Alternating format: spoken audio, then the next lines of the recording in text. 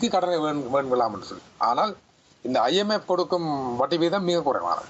இப்போது அவர்கள் கொடுக்கும் இந்த 427 மில்லியன் கடனை கூட இந்த வட்டி வீதம் சற்று அதிகரித்து காணப்படுவது போன்தான் தென்படுகின்றது. இது குறித்து ஒரு விவாதம் கூட IMF-க்கும் இலங்கை அரசினுடைய அந்த திரைசேரிக்கும் இடையில் பலத்த விவாதம் ஏற்பட்டதை கூட நாங்கள் அண்மையில் பேசியிருந்தோம் அந்த விடயத்தை.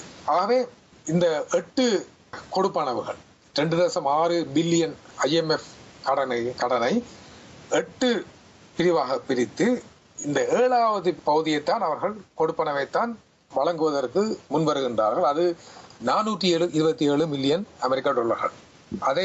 அதாவது மொத்தமாக 830 மில்லியன் டாலர் தான் IMF கொடுக்க வேண்டும். அதில் 427 மில்லியனை தற்போது அவர்கள் கொடுக்கின்றார்கள்.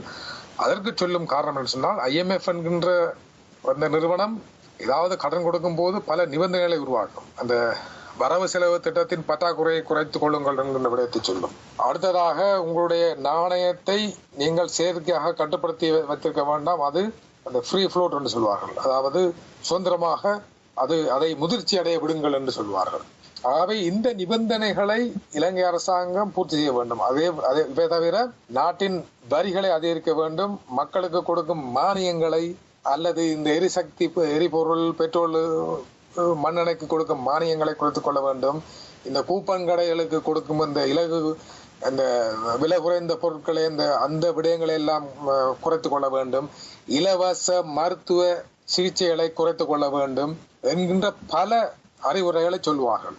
ஏன் அவர்கள் சொல்லுகின்றார்கள் சொன்னால், செலவை குறைத்தால்தான் இலங்கை அரசாங்கத்துடைய திரைசேரியில் பணம் மிஞ்சும். அங்கு பணம் மிஞ்சினால்தான் அந்த பணத்தை கொண்டுதான் இந்த கடனை இலங்கை அரசாங்கத்தால் அடைக்க முடியும். அதாவது IMF கடன் கொடுக்கும், அதை திருப்பி பெறுவதற்கான ஒரு சூழல் இலங்கைக்கு இருக்கிறதா? இல்லை என்று சொன்னால் எவ்வாறு நீங்கள் திருப்பி கொடுக்கக்கூடிய சூழ்நிலையை உருவாக்கலாம் என்கின்ற அறிவுரையை சொல்வார்கள். இப்போது நாங்கள் சற்று நேரத்துக்கு முன் சொன்ன அத்தனை விடயங்களையும் சொல்வார்கள். ஆகவே இந்த IMF-னுடைய இந்த மீதி கடனை பெறுவதற்காகத்தான் அண்மையில் இலங்கை நாணயத்தினுடைய முதிர்ச்சியை இயல்பாக விட்டுவிட்டார்கள். அந்த பெக்கிங் சொல்வார்கள். அதாவது அதனுடைய பெறுமதியை நிர்ணயம் செய்யாமல் இயல்பாக விடுவது. அது இயல்பாக விடப்பட்டவுடன் கிட்டத்தட்ட 180 ரூபாய் ஒரு பவுண்ட்ஸாக இருந்தது, பிரித்தானிய பவுண்டுகளாக இருந்தது 180. தற்போது 205 ரூபாய்க்கு வந்துவிட்டது. அதாவது இலங்கையுடைய நாணயத்தினுடைய பெறுமதி தாழ்ந்து விட்டது. இதைத்தான் IMF விரும்பியது. ஆகவே அவர்கள் சொல்லுகின்றார்கள், நாங்கள் சொன்ன அந்த நிபந்தனைகளை நீங்கள் ஓரளவு பூர்த்தி செய்து விட்டீர்கள், ஆகவே நாங்கள் அடுத்த கட்டமான உங்கள் கடனை உங்களுக்கு தருகின்றோம் என்று சொல்லி. ஆனால் IMF-னுடைய பிரச்சனை முடிந்து விட்டது. ஆனால் இலங்கையினுடைய பொருளாதார சிக்கல் மிக மோசமாக இருக்கின்றது.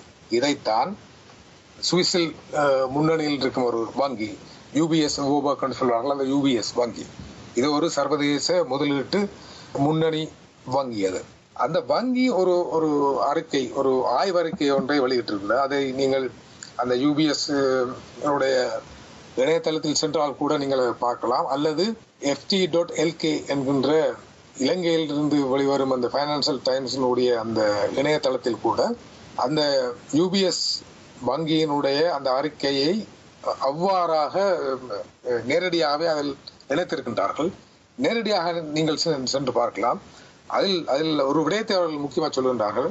அடிக்கடி பஜில் ராஜபக்ச இந்த இலங்கைக்கு ஆதரவாக இருக்கும் தமிழ் அறிவாளிகள் சொல்லுகின்றார்கள், இலங்கையினுடைய பொருளாதார வளர்ச்சி 8.5% இந்த வருடம், அடுத்த வருஷம் 9% ஆகவே புலம்பெயர் மக்களை வந்து இலங்கையில் முதலீடு செய்யுங்கள் என்கின்ற பரப்புரையில் ஈடுபட்டுக் கொண்டிருக்கின்றார்கள். ஆனால் இந்த உலகத்தில் முதல் தரமாக விளங்கும் இந்த முதலீட்டு வங்கியான இந்த UBS அவர்கள் சொல்லுகின்றார்கள், இந்த வருடம் 8% அதாவது கடந்த வருடம் 8% பொருளாதார வளர்ச்சியிலிருந்து 6% கீழே இறங்கி செல்ல போகின்றது. இவை தவிர இலங்கை அரசாங்கம் தங்களுடைய அந்த வங்கி வட்டி வீதத்தை அதிகரிக்க போகின்றது. அவரால் அதை தாக்குப்பிடிக்க முடியாது. அடுத்ததாக திரைசேரியில் இருக்கும் வெளிநாட்டு நாணயங்களுடைய கையிருப்பு குறைவடைய போகின்றது. சர்வதேச அளவில் மசகு எண்ணெயினுடைய விலையேற்றம் தற்போது மிக மோசமாக இருக்கின்றது. அது இன்னும் கூடுதலான பாதிப்பை இலங்கை அரசாங்கத்தில் ஏற்படுத்த போகின்றது. இவை தவிர நாங்கள் ஏற்கனவே பார்த்த ஒரு விடயம், உலக தேயிலை சந்தையில் தேயிலையுடைய விலை இறங்கி கொண்டு செல்கின்றது. ஆகவே இவர்கள் எவ்வளவுதான் ஏற்றுமதி செய்தாலும் இவர்களுக்கு வரும் வருமானத்தின் அளவு குறைவடைய போகின்றது. ஆகவே இவர்கள் கூடுதலான தேயிலையை உற்பத்தி செய்வதால்தான் அந்த வளமையாக அவர்கள் எடுக்கும் அந்த பணத்தை, வெளிநாட்டு செலாவணியை அவர்கள் பெற்றுக்கொள்ள முடியும். கூடுதலான தேயிலையை உற்பத்தி செய்ய வேண்டுமாயின் கூடுதலான மணத்தியானங்களை இந்த மலைய தமிழ் தோட்ட தொழிலாளர் அவர்கள் மீது அழுத்தங்களை கொடுக்க வேண்டும். அதற்கு அடுத்ததாக ஒவ்வொரு ஆகஸ்ட் செப்டம்பர் நினைக்கின்றேன், ஒவ்வொரு வருடமும் அந்த மலைய மக்கள் அந்த தோட்ட தொழிலாளர்களுடைய சம்பள மீளாய்வு மேற்கொள்ளப்படும் மாதம்.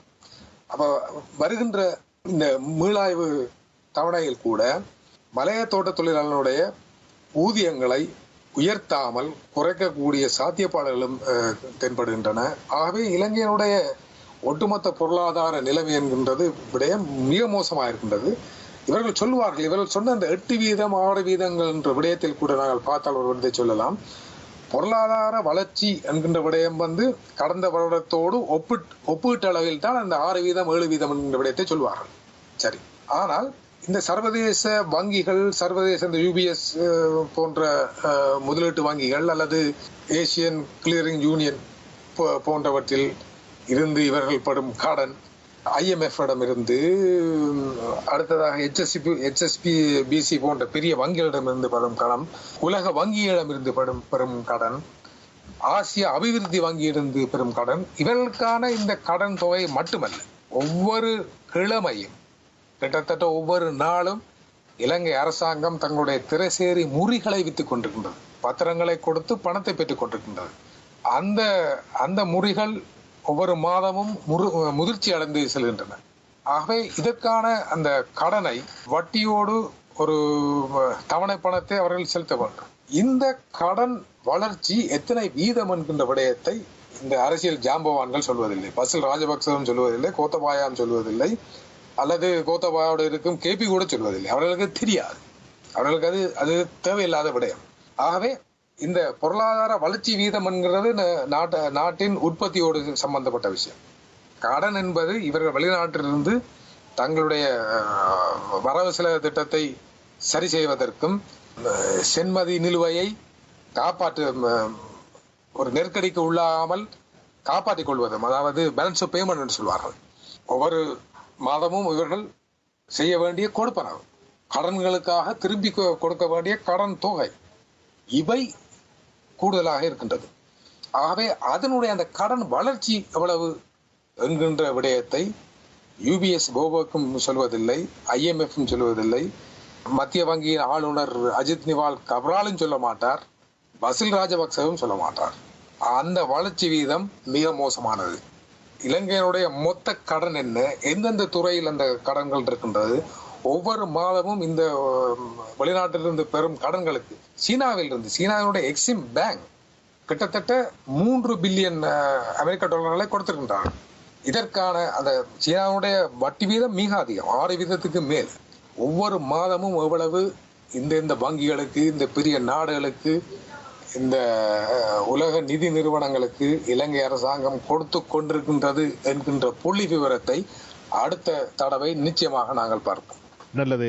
அரசியல் விமர்சகர் வீரகேசரி பத்தி எழுத்தாளர் இதயச்சந்திரன் அவர்களே, கருத்துக்களும் நிகழ்ச்சியில் கலந்து கொண்டு சிறப்பித்தமைக்காக கலையத்தின் சார்பிலே எமது நன்றி, வணக்கம். நன்றி அன்பு உறவு SK ராஜன் அவர்களே, நன்றி தமிழாமுதம் நேயர்களே, நன்றி, வணக்கம்.